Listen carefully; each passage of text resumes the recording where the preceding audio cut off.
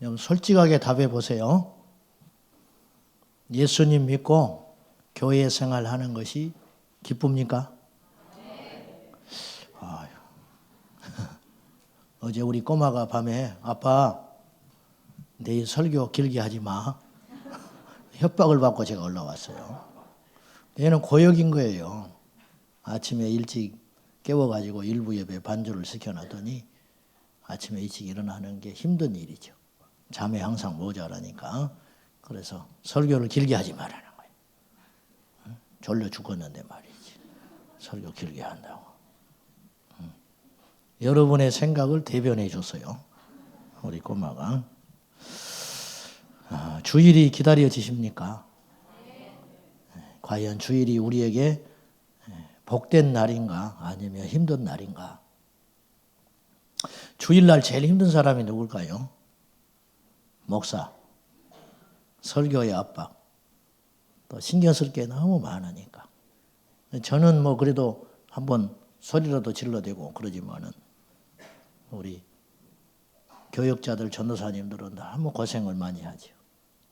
어느 날부터인가 얼굴에서 웃음기가 없어져 버리는 거죠. 왜? 일이 되니까. 일. 일본의 성자 우치무라 간조는 이런 고백을 했어요. 나는 주일이 지나면 운다. 왜? 그 다음 주일이 왜 이렇게 안 오는가? 그랬다는 거예요. 그러면 그분이 드린 예배는 뭐 특별했나요? 아마 우리보다 더 열악했어요. 100년 전의 분이니까. 모든 시설 환경으로 볼 때 우리보다 훨씬 열악한 환경에서 예배 드렸을 거예요. 근데도 그분은 주일이 기다려졌다는 거예요.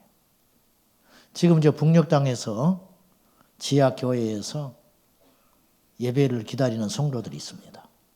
그들에게 주일은 얼마나 설레임과 감격의 시간이겠어요. 뭔가 어디서부터인가 우리가 지금 잘못된 신앙생활을 하고 있다는 거죠. 얽매여 있다는 거예요. 기쁨으로 시작한 주님의 일이 어느 날부터 노동이 되기 시작하고 주일날 되기 전에 주일을 준비하면서 교회 사무실 토요일 날은 인쇄소를 방불케 합니다. 막 정신이 없습니다. 정신이. 이건 한 번으로 끝낼 일이 아니라 매주마다 이런 일이 일어나고 있다는 거예요. 문제는 이런 과정을 통해서 일을 해내느라고 예수님이 없어지기 시작한다는 거예요. 예수님의 마음, 예수님의 생각, 예수님의 뜻, 입으로는 주여 주여를 찾고 그렇게 하지만은 언제부터인가 의무감으로 이런 일들을 하기 시작했다는 것이죠. 여러분, 주일날 사랑하는 사람과 하루 종일 시간을 보내고 월요일날 피곤합니까? 그렇지 않을 거예요. 월요일날이 되면 또 그 사람을 생각하는 거예요. 또 빨리 퇴근이 돼서 또 만났으면 좋겠다. 사랑하는 사람은 지겹지가 않잖아요. 근데 어째서 우리는 주일이 지나면 월요일날 파김치가 돼버리냐 이거예요. 네? 파김치가. 월요일날 생생하게 돌아다니는 게 이상할 정도로 월요일날은 다 목회자들은 다 파김치가 되고 전화도 하지 말아야 하고 과연 이런 것들이 마치 상식인 양 꼭 그렇게 예수를 믿어야만 되는가 이런 고민을 우리가 해볼 필요가 있다는 것이에요. 오늘 진리 전쟁 세 번째 시간인데 참된 진리는 우리를 천국으로 인도할 수 있어야 진리라 그랬습니다. 진리는 두 가지 특징인데 첫째는 참된 진리는 우리를 천국으로 인도해야 합니다.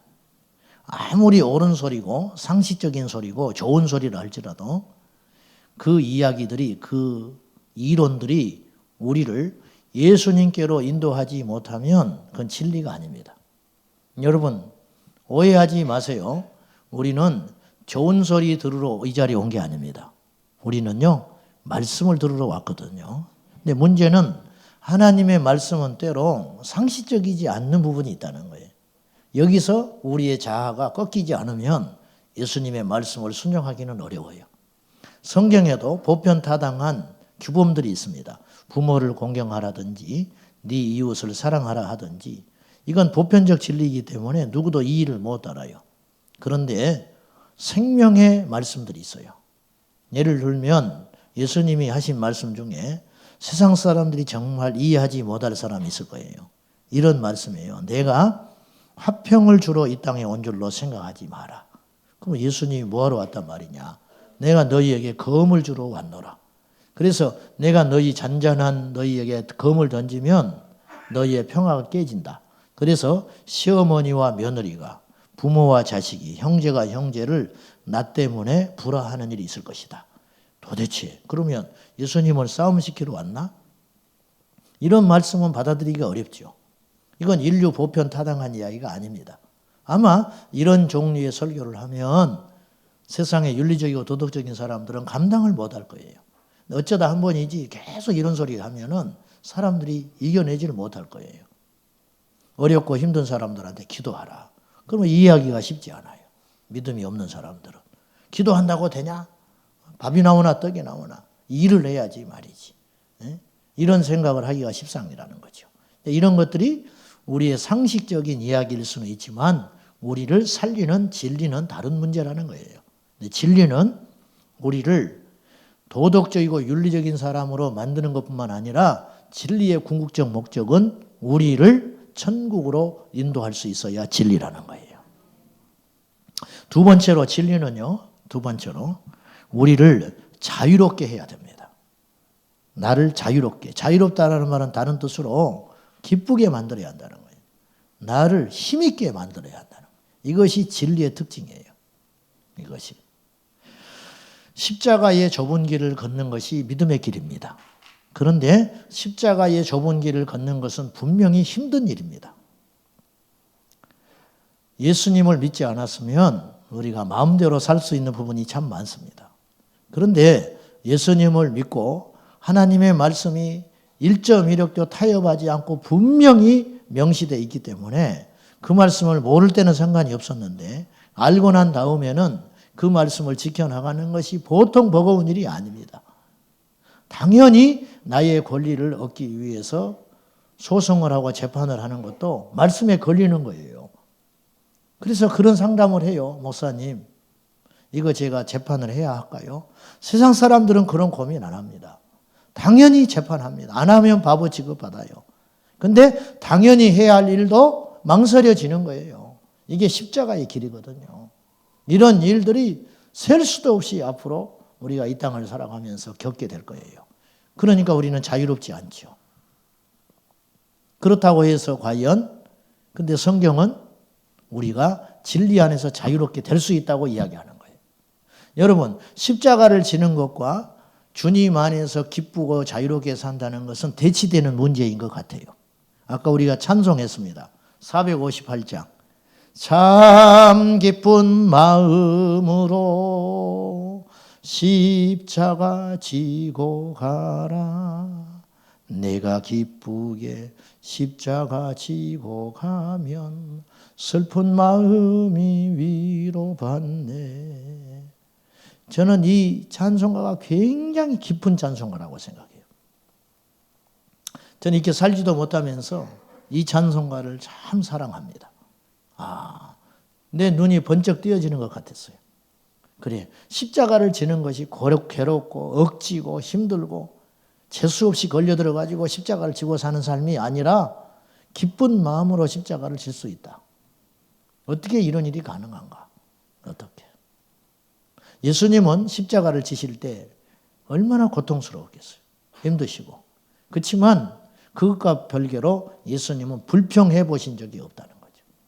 원망해 본 적이 없다는 거죠. 십자가를 지면서도 불평하는 것은 그것은 십자가를 지는 자세가 아니라는 거예요. 원망하는 것은 십자가를 지는 자세가 아니라는 거예요. 십자가가 분명히 고통스러워요. 고통스럽고 힘든 일이지만 그것이 나에게 불평거리는 될 수 없다. 이것이 뭐냐? 진리의 능력이다. 오늘 말씀은 다시 한번 봐요. 여러분 잘 아는 말씀이죠. 이 말씀을 우리 다시 한번 보도록 합시다. 31절과 32절 시작. 그러므로 예수께서 자기를 믿은 유대인들에게 이르시되 너희가 내 말에 거하면 참으로 내 제자가 되고 진리를 알지니 진리가 너희를 자유롭게 하리라. 자, 이 말씀을 현대어 성경으로 제가 다시 한번 읽어 보도록 하겠습니다. 너희가 내 가르침대로 산다면 내 제자가 될 수 있다. 그러면 진리를 알게 될 것이고 진리가 너희를 자유롭게 하리라. 이 말씀에는 세 가지 메시지가 있어요. 첫째, 예수님의 가르침대로 사는 사람이 제자다. 여러분, 제자는 공부한다고 만들어지지 않아요. 어떤 분이 제자훈련 10년 했다는 거예요. 10년. 한국에서 제자훈련 하는 데는 2년 걸렸대요. 그래서 일본에 주재원으로 갔어요. 일본에 가니까 그 교회에도 제자훈련이 열풍처럼 불어가지고 제자훈련 하라고 하더라는 거예요. 뭐 했다고, 필요 없다, 또 다시 해야 된다.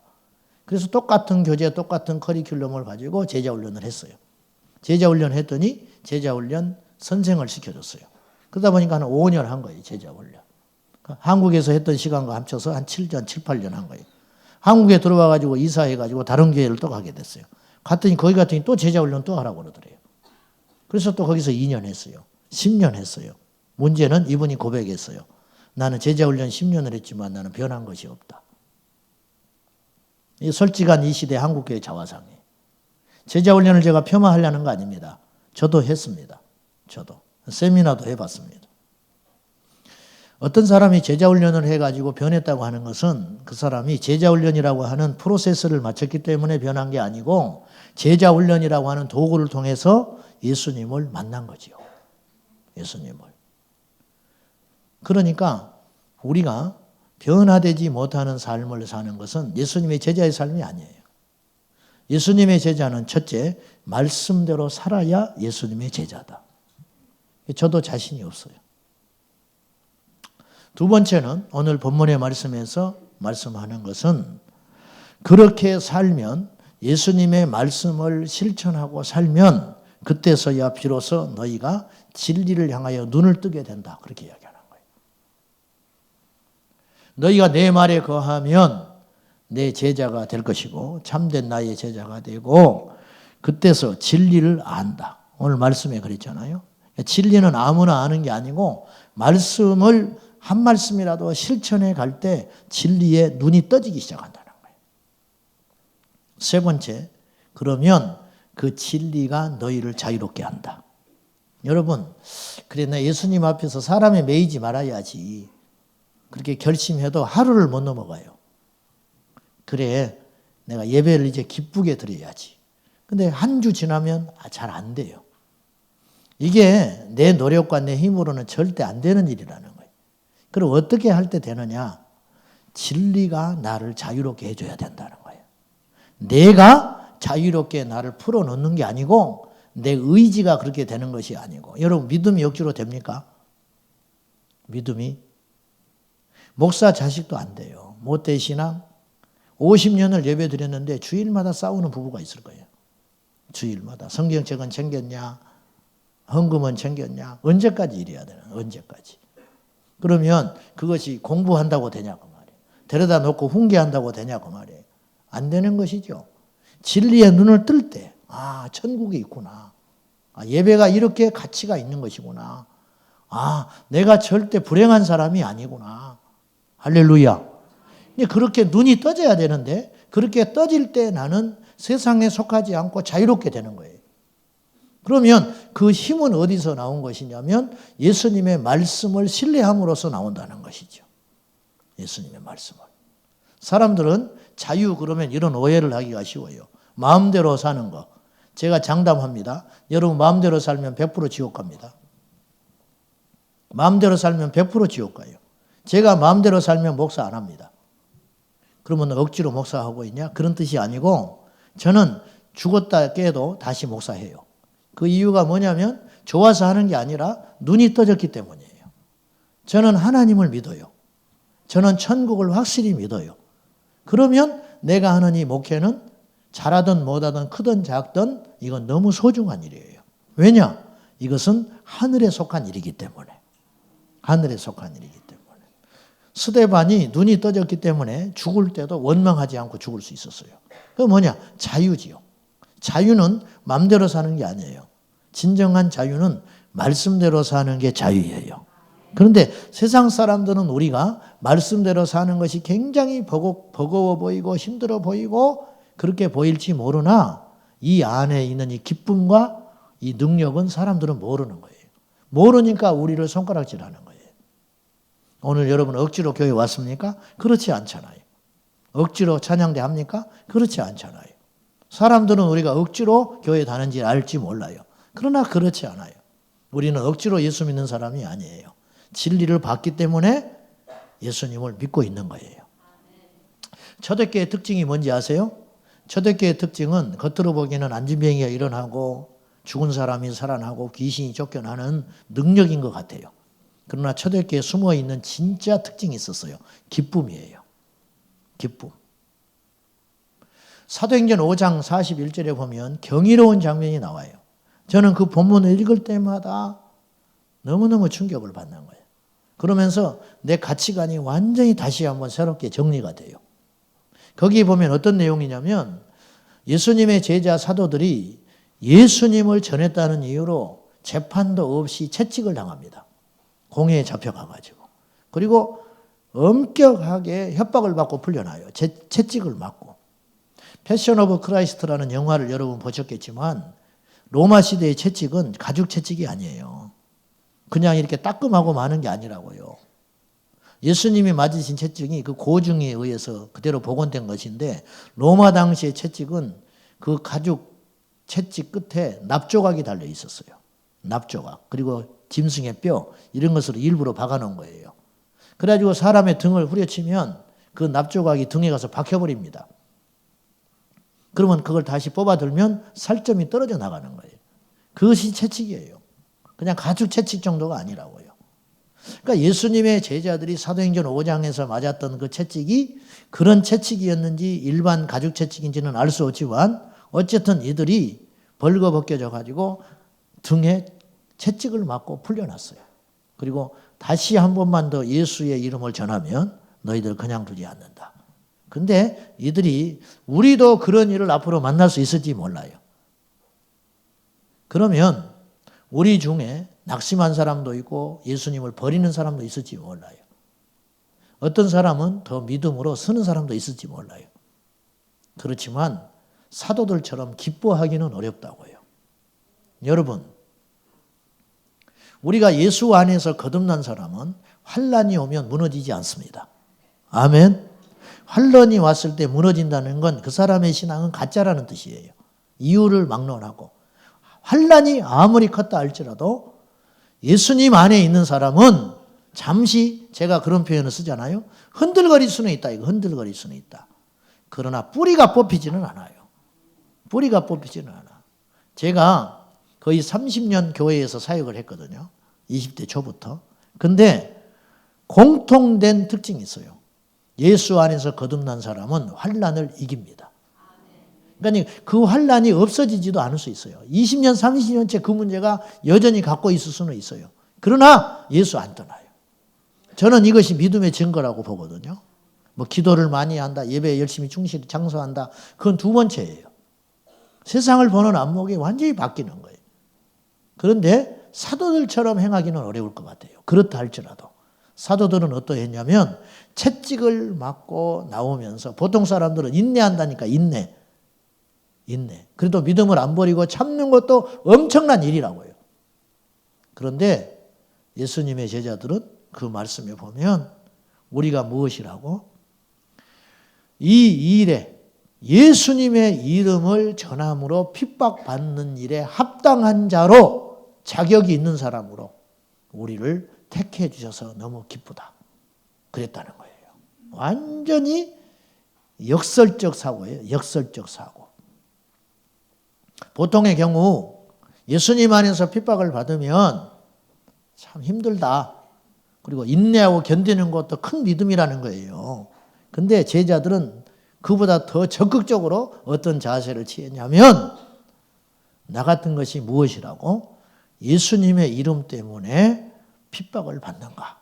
그리고 주눅 들지 않고 집에서든지 밖에 회당에서든지 예수는 그리스도라고 가르친 일을 중단하지 않았다는 거예요. 얼마나 놀라운 일입니까? 얼마나. 이게 초대교회에 숨어있는 능력이라는 거예요. 기쁨, 자유함, 하늘의 소망, 이것들이 믿음의 증거지. 귀신은 쫓아도 능력은 행해도 지옥불에 떨어질 수 있다고 예수님이 경고했잖아요. 그러나 믿음의 증거는 우리 안에 진리를 통한 자유라는 거예요. 이것이 있느냐는 거예요. 이것이. 그러면 여기서 우리가 하나 중요한 질문을 던져볼 필요가 있습니다. 진리는 우리를 자유케 한다고 그랬다면 그 말은 곧 뭘 전제로 하냐면 우리가 뭔가에서부터 얽매여 있다는 뜻이에요. 뭔가 붙잡혀 있었던 우리를 주님의 진리를 알게 되는 순간 자유케 된다, 그런 뜻 아니에요. 그러면 무엇으로부터의 속박인가? 우리가 우리를 얽매이고 있는 것이 뭐냐? 저는 두 가지로 봅니다. 첫째는요, 죄입니다. 죄. 자, 오늘 말씀 한번 보시면요. 8장, 본문은 아니지만 보십시오. 34절을 한번 보십시오.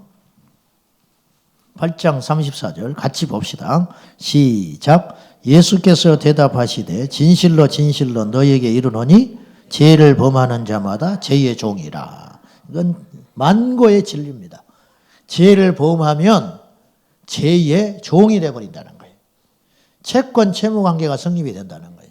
누구에게 돈을 빌리면 그 사람이 능력이 있든 없든 외모가 어쨌든 인간성이 어떻든 그 사람만 나타나면 꼼짝 못하는 거예요. 이게 종이 된 거예요. 종. 돈의 종. 빚의 종이 되어버리는 거예요. 죄를 지으면 그 죄가 짓는 건 내가 지었는데 나중에 그 죄가 나를 지배해버린다는 거예요. 이런 말 있잖아요. 술 많이 드시는 분들은 내가 술을 먹는데 나중에 술이 나를 먹어버린다, 그런 말이죠. 예? 처음 듣는 소리세요? 일리가 있는 말이 나중에는 술이 이 사람을 지배해버려요. 걸음을 똑바로 걷고 싶은데 술이 똑바로 못 걷게 하는 거예요. 나는 안 먹어봐서 모르지만 아스팔트가 막 일어난다면서요? 아스팔트가 막 움직이고 막 그런데. 그러니까 술이 나를 지배한 상태가 된다는 거예요.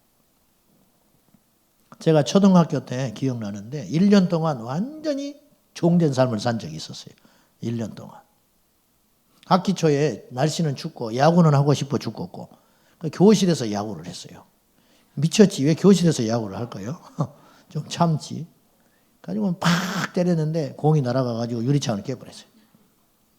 근데 이게 눈에 보이는 유리창이 아니고 저 꼭대기 높이 있는 제일 위에 있는 거. 옛날에 유리창 하나 깨면 어떻게 그렇게 무서운 일인지 몰라요. 막 뺨때기 두드러 맞았으니까. 유리창 깨면. 그것도 우리 선생님이 호랑이 선생님, 막 체격도 크고 옛날에 학교마다 그런 분이 한 분씩 있었잖아요. 미친 개라고.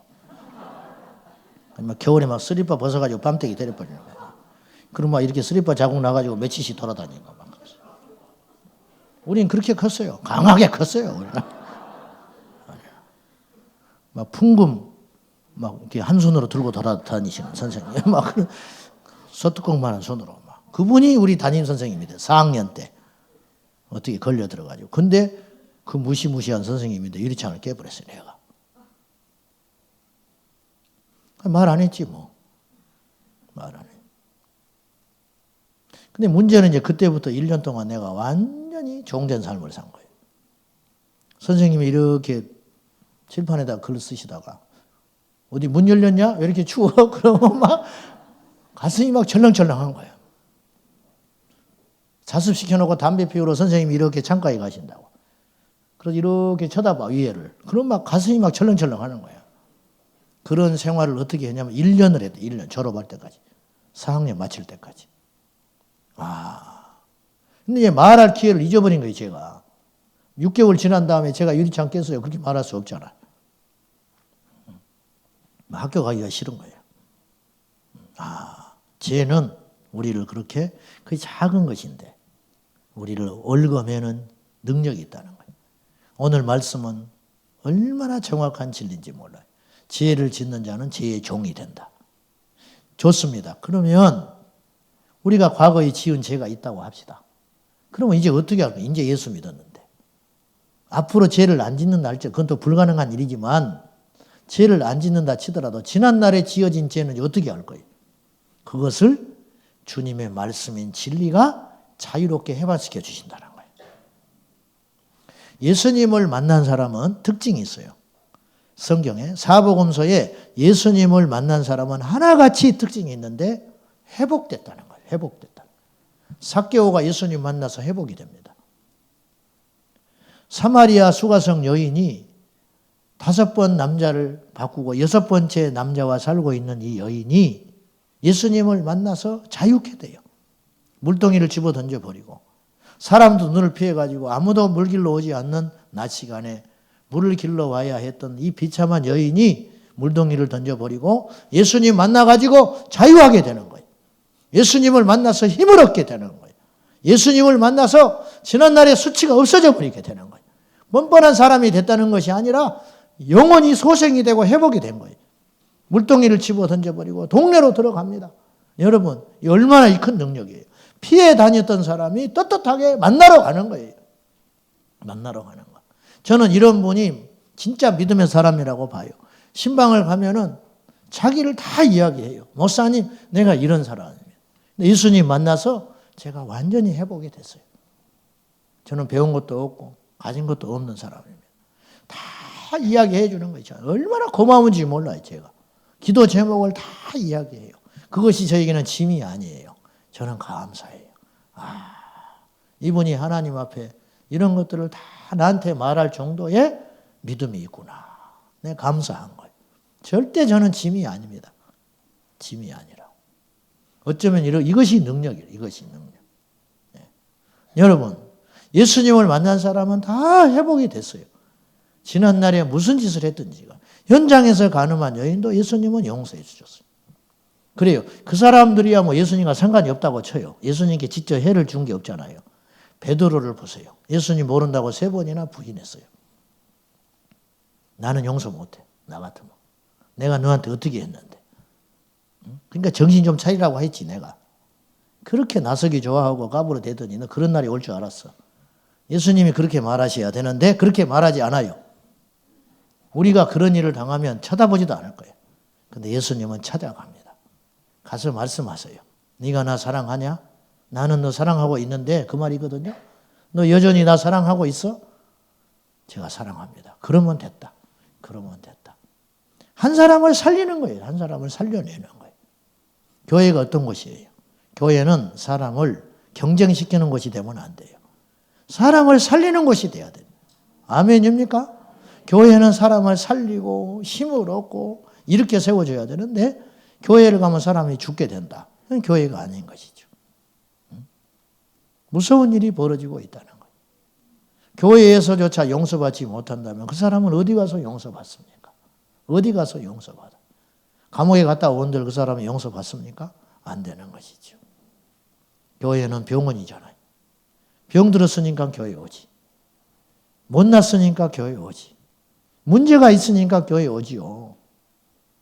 문제 없으면 뭐하러 지금 우리가 여기 앉아 있겠어. 내가 문제가 없으면 뭐하러 목사가 됐겠어요. 문제가 있으니까 목사가 되지. 그렇지 않으세요? 응? 잘 좀 봐주세요. 저 좀. 응? 사랑하는 여러분. 교회라는 건 기회를 끊임없이 주는 것이어야 됩니다. 기회. 근데 이게 말처럼 쉽지 않습니다. 아주 매정한 것이 교회예요. 실수를 용납하지 않아요.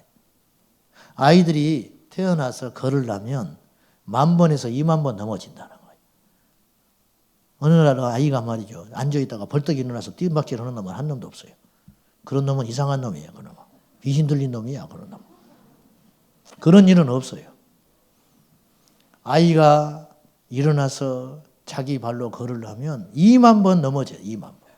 넘어졌다 일어났다 울다 또 주저앉았다가 기어다니다가 그때 어머니가 수없이 기다려주는 거예요. 저는 당연한 일이다. 당연한 일이다. 저렇게 못 걷는 건 당연한 거예요. 그러나 시간이 지나면 걷게 된다. 이 믿음이 있잖아요. 교회가 그런 곳이어야 한다는 거예요. 저거 아직 사람이 안 됐다. 그러나 하나님이 만져주시고 시간이 지나면 저 사람도 일꾼 된다.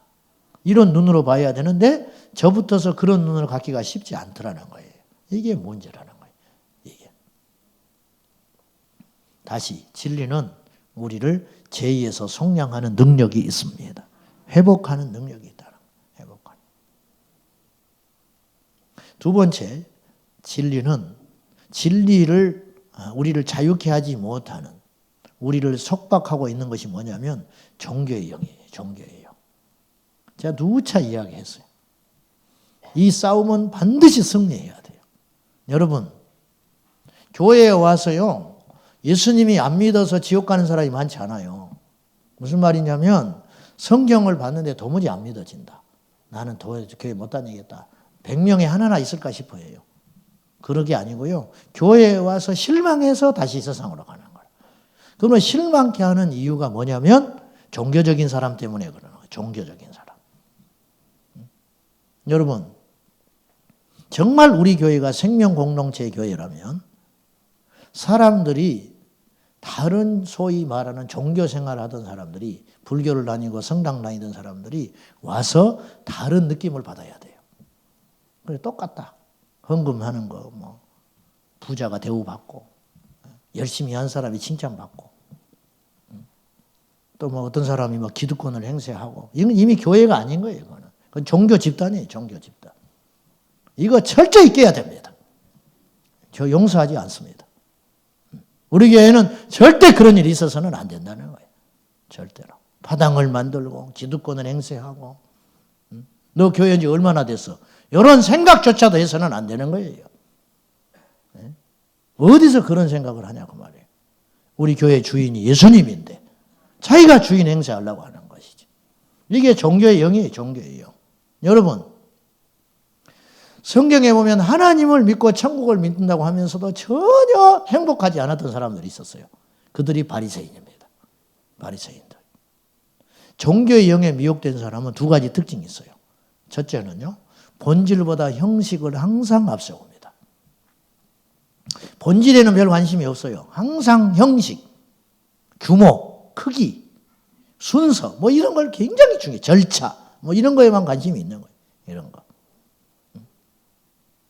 오르간이 왜 여기 있냐? 오른쪽 이쪽에 있어요. 예배학을 전공한 박사님이 있어요. 목사님. 우리 교회 오면 혼 많이 낼 거예요. 우리 교회 오시면. 그분이 옛날에 오신 적이 있었어요. 제가 담임하기 전에 부모 갈 때. 이분이 우리나라 1호 박사, 1호 박사. 설교학 예배학 박사 1호. 얼마나 긍지가 강하신지 몰라요. 이분이 와서요, 주일날 설교를 하러 오셨어요. 목사님 비이셔가지고. 대신 설교하러 오셨는데 얼마나 많은 걸 지적하고 하셨는지 몰라. 근데 문제는 그분이 제 학교 다닐 때 채플 인도할 때 설교를 하면 다 자. 다 자. 이게 모순이라는 거죠. 그분을 흉보자는 게 아니고 누구든지 그런 우에 범할 수 있다는 거예요. 우를 범할 수 있다는 거예요. 여러분은 형식에 관심이 있습니까? 본질에 관심이 있습니까? 예수님의 제자들 보십시오. 끊임없이 고민하는 게 뭐냐면 누가 크냐예요. 성령 받고 거듭나기 전에 누가 크냐예요. 길거리에서도 싸우고 와요. 예수님한테. 귀신 쫓고 능력 행했는데 그거는 또 못 참는 거야. 누가 크냐, 누가 인정받냐. 이것에만 관심이 있는 거예요. 온통 관심이. 비본질적인 거. 이런 거. 타락한 중세교회는 회개와 구원과 성령과 십자가, 천국, 지옥은 관심도 없었고 오직 이들은 생명 없는 신학적 논쟁과 이단 사냥꾼들이 득세하던 시대였어요. 가장 인류 역사상 많은 사람을 지옥에 간 때가 그때였어요. 아이러니하게도. 가장 교회가 많았는데 가장 많은 사람이 지옥 가는 시대가 그때였다. 얼마나 불행한 일이냐고 말이에요. 그들의 논쟁은 기가 막힐 정도였어요. 바늘 끝에 천사가 얼마나 앉을 수 있을까? 이거 가지고 2단, 3단이 됐어요. 그것이 뭐가 그렇게 중요하냐. 십자가가 빠진 헛된 논쟁들을 하고 앉아 있는 거예요. 사랑하는 여러분, 예배를 드리고 하나님을 알고 진리의 말씀을 우리가 들었다면 우리 삶도 종교에서 결별하고 생명의 삶으로 바뀌어야 합니다. 종교의 영에 미혹된 사람은 두 번째 특징이 있는데 사람들의 평판과 평가에 너무 예민하다는 거예요. 바리새인들의 관심은, 온통 관심은 무엇에 있었냐면 자기들에게 속해 있던 사람이 예수님께 가는 것 때문에 못 견디는 거예요. 요한복음 말씀에 보면요. 요한복음 4장 1절에 보면 이들의 관심이 무엇이었느냐를 알 수 있는 대목이 나와요. 예수께서 제자를 삼고 세례를 베푸시는 것이 요한보다 많다. 그 말을 바리새인들이 들은 것을 주님이 아셨다. 이게 무슨 말이냐면 세례 요한이 세례를 줬잖아요. 근데 예수님도 세례를 베풀었어요. 근데 바리새인들은 어떤 관심이 많았냐면 누가 더 세례를 많이 줬냐 이거에 관심이 많은 거예요. 알고 봤더니 새롭게 나타난 예수라는 자가 세례를 준 사람이 훨씬 많다. 이것이 바리새인들의 화제였어요. 화제거리. 예수님을 통하여 죄인이 돌아오고 예수님을 통하여 능력이 나타나고 하나님의 진리의 말씀이 선포되는 것은 별 관심이 없어요. 그 말씀을 듣고 자신들이 잘못된 걸 회개하는 사람은 거의 없었다는 거예요. 예수님이 어느 날 제자들과 이런 이야기를 합니다.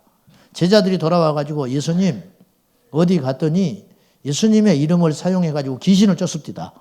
우리 파가 아닌데 우리 제자가 아닌데 그래서 우리들이 못하게 했어요. 자기들은 칭찬 들을 줄 알고 그 이야기 한 거예요. 예수님은 금하지 마라. 응? 금하지 마라. 오해한 거예요. 예수님은 그걸 싫어할 줄 알았는데 예수님은 권장했다는 거예요. 예수님은 영혼에 관심이 있는 거예요. 그 눌려있는 악한 영에 눌려있는 그 한 사람이 살려내는 것에 온통 관심이 있었다는 거예요. 교회에서 귀신이 나갔다.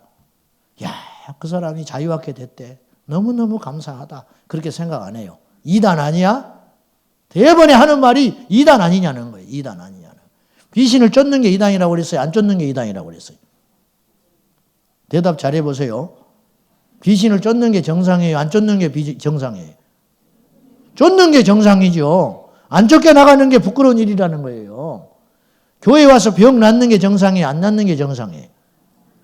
낫는 게 정상이죠. 병이 안 낫고 있다는 건 비정상적인 교회라는 뜻이에요. 근데 우리는 그렇게 생각 안 해요. 누가 고쳤냐? 2단이냐 3단이냐? 이런 것에 온통 관심만 두고 있다. 불행한 일이라는 거예요. 세례 요한의 제자들이 세례 요한에게 라삐요. 당신이 얼마 전에 세례를 베푼 그 갈릴리 그 사나이 예수라는 분이 지금 세례를 주고 있습니다. 근데 다 갑니다. 사람들이. 걱정이 돼가지고. 세례 요한이 큰일 났네 안 그랬어요. 놔둬라. 하나님이 허락지 아니하면 그런 일이 어찌 일어나게 하냐. 하나님의 뜻이라는 거예요. 얼마나 놀라운 이야기예요. 이게 종교형에서 해방된 사람의 특징이라는 거예요. 경쟁하고 깎아내리고 시기하고 질투하고 이것이 한국의 현실이잖아. 어떤 교회에서 이제 막 신학을 하고 있는 20몇 살 먹은 20대 초반의 전도사님이 오셔가지고 교회 학교를 하면서 설교를 한 거예요. 설교. 어른 설교를 처음 해본 거예요. 얼마나 두렵고 떨리고 준비를 많이 하고 기도를 많이 했겠어요. 그 어설프지요, 어설퍼. 우리 친구 하나는 수요일 날 설교를 했는데 7시에 시작했잖아요. 설교 끝나고 왔더니 20분 됐더래. 7시 20분. 찬송하고 기도하고 설교까지 끝냈는데 자기 8시가 된 줄 알았대. 그랬더니 정신 차려보니까 7시 20분에 예배가 끝나버렸더래. 교인들이 너무너무 좋아하더래. 그래서 창피해서 인사도 못 나가는데 엎드려 있었대. 기도하는 척하고 부끄러워가지고. 어설프잖아요. 근데 교인들이 이제 나가면서 인사한 거예요. 전도사님 은혜 많이 받았습니다. 은혜를 받아서 그런 게 아니고 그냥 힘내라고 이제 시작하는 거니까. 너무 말씀에 은혜 받았다고. 그걸 목사님이 듣고 있었어요. 옆에서. 그 다음 주에 쫓아내버렸어요. 그 다음 주에. 아니 20몇 살 먹은 전도사님이 설교를 하면 얼마나 잘했겠어요. 또 잘하면 좋은 일이지. 자기 다 성로들 살찌우는 일이니까. 못 견디는 거예요. 못 견디는 거. 이게 종교의 영이라는 거예요. 이것이. 여러분에게는 그런 거 없어요? 저 사람보다 잘해야 된다. 사람들이 어떻게 하는가? 찬송 한번 하고 나면 갈릴리 찬양돼. 막 사람들이 아멘 소리 크게 하면 좋지요. 못했는데 어떻게 하면 크게 하겠어요? 못했는데. 상관없어요. 그거. 그렇지요, 여러분. 자유하세요. 자유하세요. 내가 주님을 찬양하고 있다는 것이 능력이고 내가 하나님 앞에 찬양할 수 있다는 게 기쁨이고 감사인 거예요. 교회가 왜 자꾸 사회 집단화가 돼 가냐고 말이에요. 서로를 격려하고 기다려주고 인정을 하고 또 와서 성숙하지 못한 사람도 있어요. 와서 막 자기가 잘난 척하고 그냥 놔두세요. 놔둬. 자기도 철이 들면 언제 깨달아. 여기는 까부는 곳이 아니구나. 아, 저 사람이 나보다도 대단했구나. 그런 날이 와요. 그냥 놔둬. 그냥 지쳐서 쓰러질 때까지 놔둬. 예? 그냥. 말씀 맺겠습니다. 사랑하는 여러분. 예수님의 제자는 예수님의 말씀대로 사는 사람이 예수님의 제자예요. 그리고 그 말씀대로 살면 어느 날 진리가 알게 되는 날이 온다는 거예요. 성경을 아무리 봐도 까막눈이 있어요. 그러나 한 말씀을 읽어도 그 말씀이 나를 흔들어 버리는 경우가 있어요. 진리의 눈이 떠지는 거예요. 그러면 그 진리가 나를 완전히 자유롭게 한다. 사람에게서, 환경에게서, 어떤 제도와 그런 것에서 완전히 자유하게 되어서 오직 주님만 바라보는 수준에까지 가게 된다는 거예요. 가난하면 어때요? 가난하면 어때? 부자일 때도 있고 가난할 때도 있는 것이지. 어떻게 모든 사람을 만족하며 살겠어요? 그럴 수도 있고 이럴 수도 있는 것이지. 그러나 한 가지 명심하세요. 예수님 손 꽉 잡고 사세요. 그러면 주님의 능력이 우리 안에 함께 할 줄로 믿습니다. 기도하겠습니다. 하나님, 우리를 불쌍히 여겨주셔서 주의 말씀대로 살 수 있는 용기 주시고 그 말씀에 눈이 떠지게 하여 주셔서 그 말씀이 우리의 힘이 되게 하여 주시옵소서.